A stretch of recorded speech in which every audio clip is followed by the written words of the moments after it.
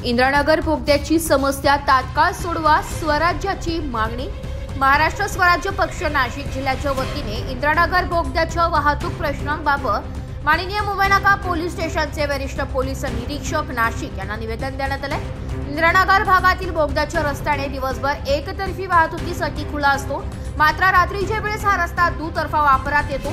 यामुळे परिसरात वाहतूक विस्कळीत होते, ट्रॅफिक जॅमची भयंकर समस्या निर्माण होते आणि नागरिकांना अनावश्यक त्रास सहन करावा लागतोय। रात्रीच्या वेळेस कामावरून परतणारे नागरिक, आपत्कालीन सेवा वापरणारी वाहने तसेच स्थानिक रहिवासी यांना या वाहतूक अराजकतेमुळे अपघाताचा धोका आणि मानसिक त्रास सहन करावा लागतोय। काही वाहन चालक नियमांचे उल्लंघन करून गोंधळ निर्माण करतात, ज्याचा फटका सर्व शिस्तप्रिय नागरिकांना बसतो।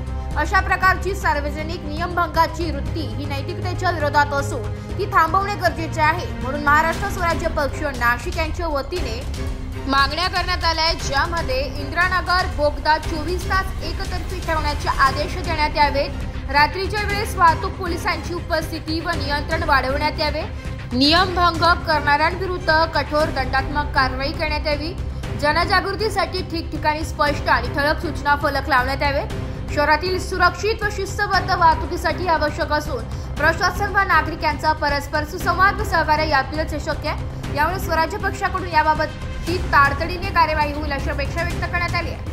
यावेळी शिष्टमंडळात उत्तर महाराष्ट्र सचिव ज्ञानेश्वर थोरात, जिल्हा संपर्क प्रमुख उमेश शिंदे, महानगर प्रमुख रोशन खैरे, विद्यार्थी आघाडी जिल्हा प्रमुख सागर पवार, महिला आघाडी जिल्हा प्रमुख रेखाताई जाधव, जिल्हा संघटक संदीप आवारे, जिल्हा सहसंघटक विजय चुंबळे, उपमहानगर प्रमुख योगेश शेजबळ, नाशिक तालुका अध्यक्ष समाधान जाधव, नाशिक तालुका वैद्यकीय आघाडी प्रमुख संदीप काजळे, विद्यार्थी आघाडी प्रमुख तुषार चौधरी, स्नेहा नवासे आदी उपस्थित होते।